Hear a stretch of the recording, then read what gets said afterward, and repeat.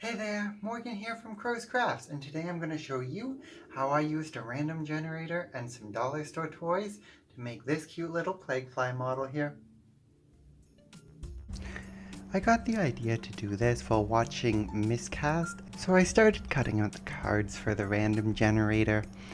It wasn't until later that I realized that there was actually a video compilation to do this with, so I didn't actually need to cut out all of these cards and sleeve them, which turned out to be fairly tedious. So I got them all sleeved, shuffled them up into my trusty magic deck, and started drawing some cards here.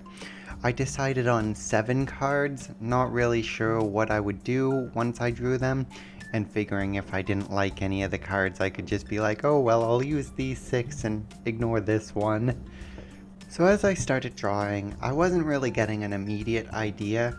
I got some warts, a shark tail, a stinger, some legs, a bell, and some kind of rough texture. It wasn't really until the wing came along that I started figuring out, maybe I want to do something insect-like.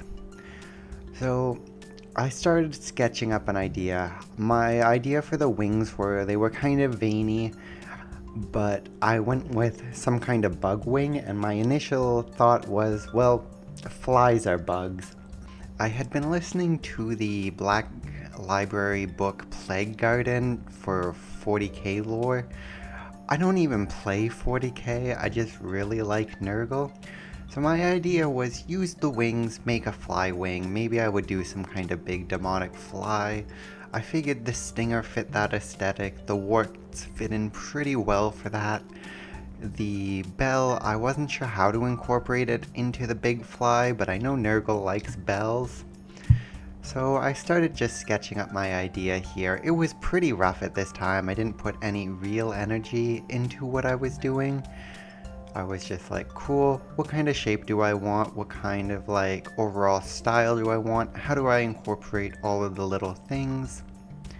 And kind of just got to it. I decided to make this video because my friends have been asking me, well, how do I make the things that I make? And my initial idea was, well, if I just make a video documenting these things, it's easy enough for me to show people, you know? So I hope this is a fun experience to watch how I go through this. And at this point, as you can see, I have mostly an idea and I head out to the dollar store. So I headed out to the dollar store. At the dollar store, I definitely got a few too many things, but I didn't know if I needed backups or what specifically I wanted at this time. I ended up getting quite a few little flies, a big whale, some weird little monster creatures, and a beetle. I wasn't sure how I would incorporate this, I just knew I wanted to do some kind of fly monster, so I definitely overdid it on the flies. As you can see, I basically just started right away cutting these up, trying to take them into parts, because my brain works better once things are into parts. Once they're into parts, I can figure out how do all of these get pieced together. So there they are, all laid out for you. I just hopped straight into it, starting to glue everything together. I think it turned out okay. I don't really plan these things, I just go to it. So I started gluing the body on. That went pretty well. I pinned in some pins to the head and just started right away putting the head on the creature. At this point, I was fairly happy with the head and the body, so I started sanding the legs down to go on. I wasn't sure how they would fit. So I was left with the conundrum of how the heck do I put the fins into my model. And I thought to myself, well, I could do a scenic base and do water and put fins in the water, and that kind of incorporates it. So I got a little base out and started cutting up the fins and gluing them on. I put a little, I think 3mm post from some sprues that I have in, just so I have a place to mount the fly later in the process, and glued down the little fins.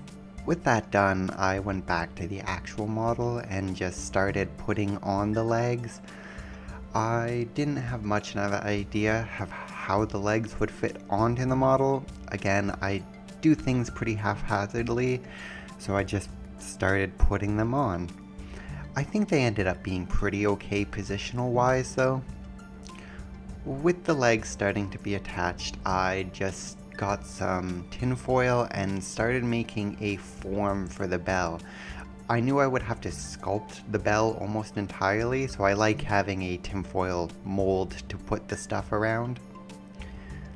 So here's me just like trying to gauge the size of the bell. With that done, I am like pretty happy with it. You can see how the legs have turned out, how I've put them. I think the arm positions on the front one change eventually. And I go ahead attaching the wings. At this point, I thought more than 2 wing pairs would be cool. I think I settled on 4 wings. At one point I was gonna do 6, but they just didn't fit on the model properly. And on top of those wings, I decided, well, a nice little beetle shell would tie them all in, make it look like they're coming out of somewhere.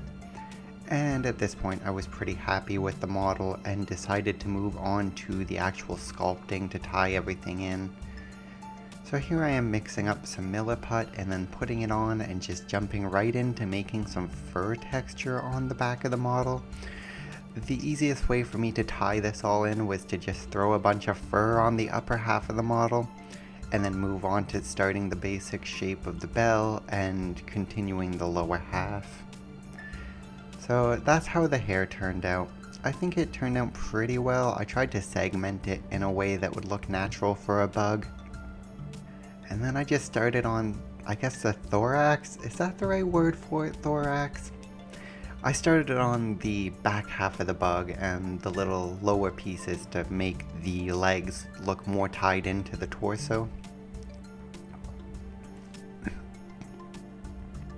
With that done, I've basically just continued to move on to the bell. I've started shaping it out. I flared out the base of the bell. I put some warts on it. I've tried to tie in those warts to like smooth them out to make them look like they're growing out of the bell. I think it turned out pretty good. And then I prime everything once that's all done. And at this point it's really like tied together and I'm like, wow, this has turned out super great. And I'm really excited to paint it at this point. And so I don't get any filming of the painting done because my phone basically just corrupted all of that data. So unfortunately I don't have the painting of any of this. But here's the final product. I think it turned out really good. I got some water effect on the base. The bell looks super good in proportion. I went with a really pastel scheme for the model, and I'm really happy with it. So I'm going to be making more of these in the future, so if you want to see more, stick around, subscribe, and thank you for watching. Bye!